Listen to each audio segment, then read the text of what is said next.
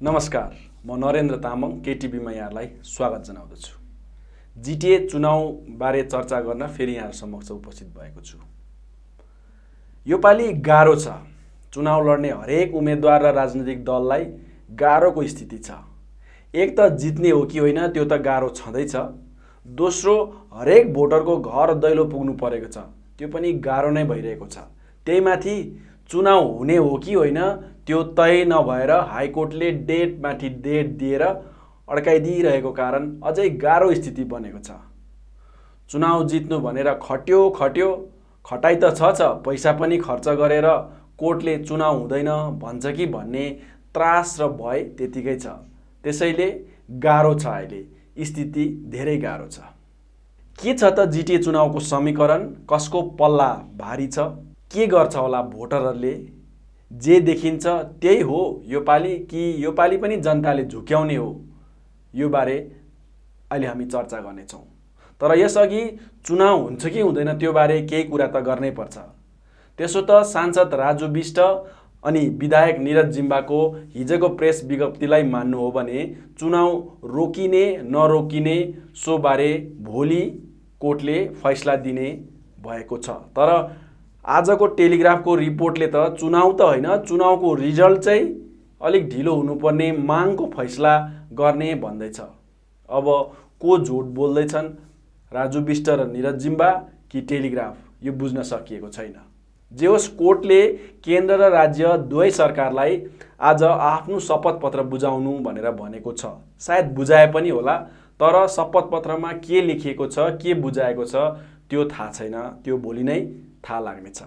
राज्यले त के बुझाउँछ थाहा नै छ, तर केन्द्रको असली अग्नि परीक्षा यो शपथ पत्रबाट नै हुनेछ।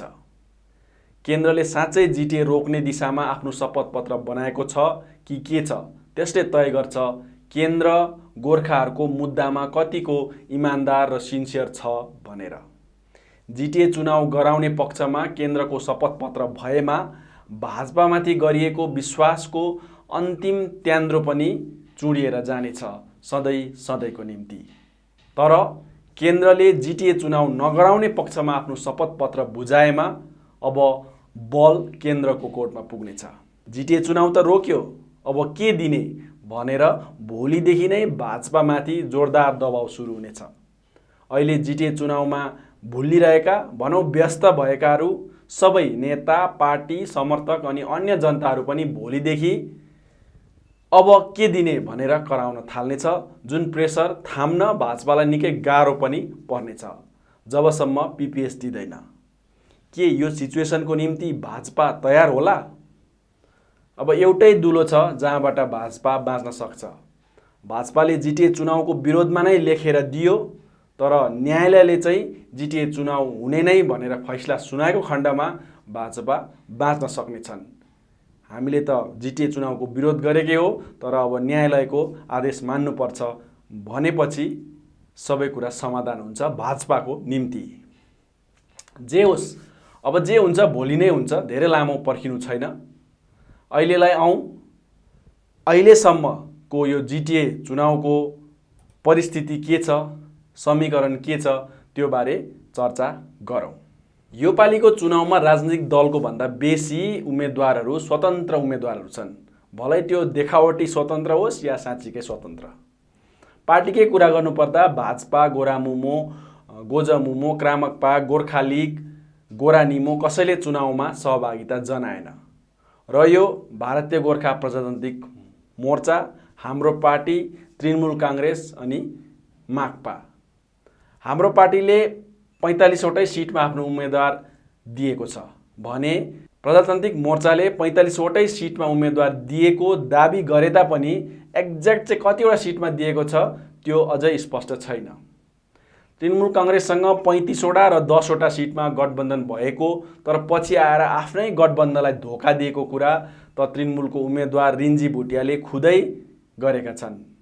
यो कुराले स्पष्ट हुन्छ भारतीय गोर्खा प्रजातान्त्रिक मोर्चाको गठबन्धन तृणमूल काङ्ग्रेससँग भएकै हो कलकत्तामा, तर पछि पहाड चढेपछि उनीहरूले खुट्टा झिके।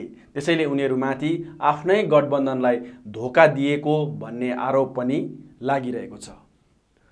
अब तृणमूल कांग्रेसले 10 सिटमा आफ्नो उम्मेदवारिता दिएको छ भने माकपाले दार्जिलिङको केही सिटहरूमा दिएका छन्। रहल सबै स्वतन्त्र उम्मेदवारहरू आफ्नो भाग्य अजमाउन चुनावी मैदानमा छन्। र अहिले यसो हेर्दा देख्नुमा र चुनाव प्रचारको तामझाममा प्रजातान्त्रिक मोर्चा निकै अघि छ।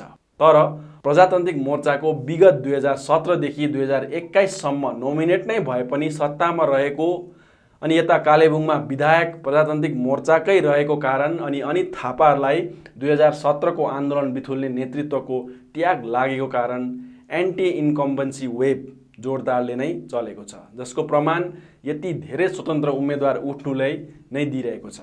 यति मात्र होइन, जुन दिनदेखि प्रजातान्त्रिक मोर्चाले टिकट बाँड्न थाल्यो त्यही दिनदेखि पार्टीलाई बगावत गरेर स्वतन्त्र उम्मेदवारको रूपमा चुनावी मैदानमा प्रजातान्त्रिक मोर्चाकै नेतृत्वहरू समर्थकहरू उठेका छन्।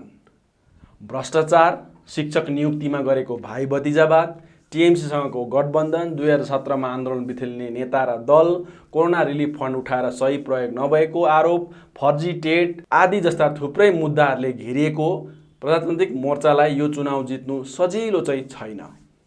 हाम्रो पार्टी र अजय एडवर्डको बढ्दो लोकप्रियताले निकै सताएको छ प्रजातान्त्रिक मोर्चालाई अनि यसका नेतृत्व र उम्मेदवारहरूलाई। सबै झुटिएर एक भएर अहिले अजय एडवर्डकै पछि परेका छन्। नेता, कार्यकर्ता, उम्मेदवारदेखि लिएर मिडिया सेल, फेक आइडी सब अहिले अजय एडवर्डको खोइरो खन्न पछि परेका छन्। त्यही लहरमा अहिले हिरो भएर अजय एडवर्डकै विरोध गर्न सयपत्री फुल फुलाउन छोडेर एसपी शर्मा पनि लागि परेको देखिँदैछ।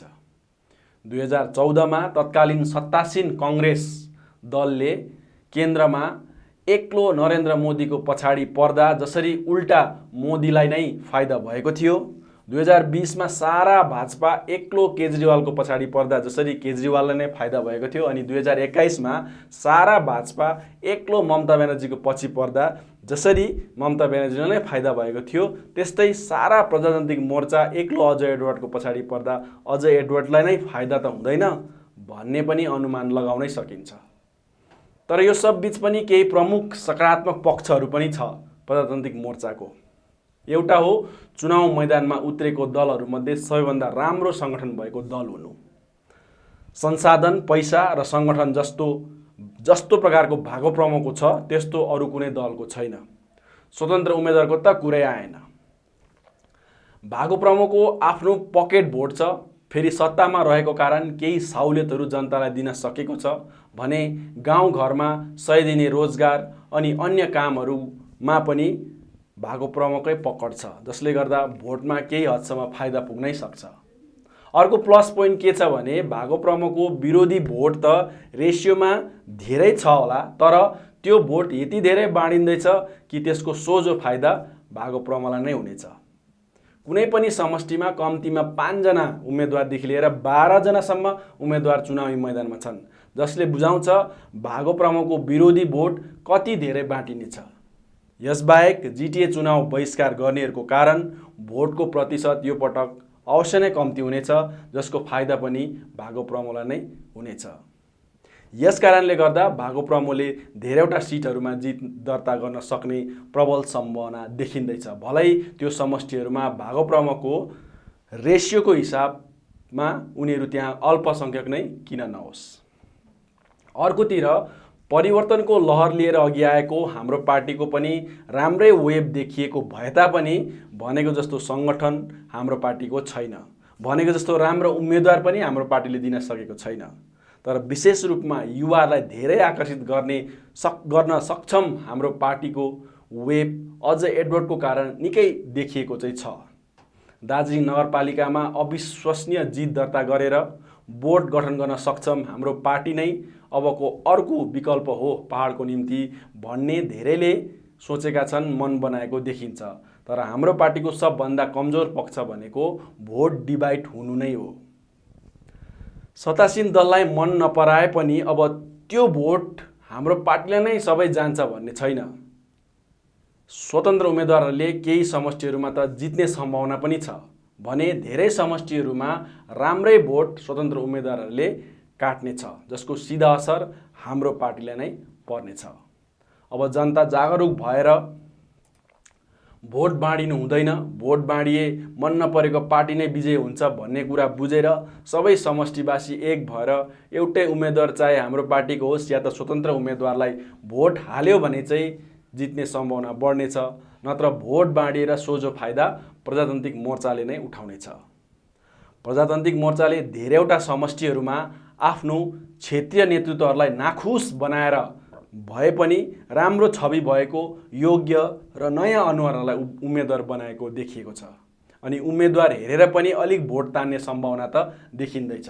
तर त्यो समष्टिको जनताले भित्रीय कुरा बुझेनन् भने मात्रै, नत्र राम्रो छवि भएको उम्मेदवार दिएर पनि हरेक उम्मेदवारको रिमोट कन्ट्रोल केन्द्रीय नेताहरूले नै राखेका छन् भन्ने कुरा, हरेक उम्मेदवारसँग ठेकेदार फिट गरिदिएको छ भन्ने कुरा जनताले बुझे त्यो उम्मेदवारको पनि चान्स कम्ती नै हुन्छ।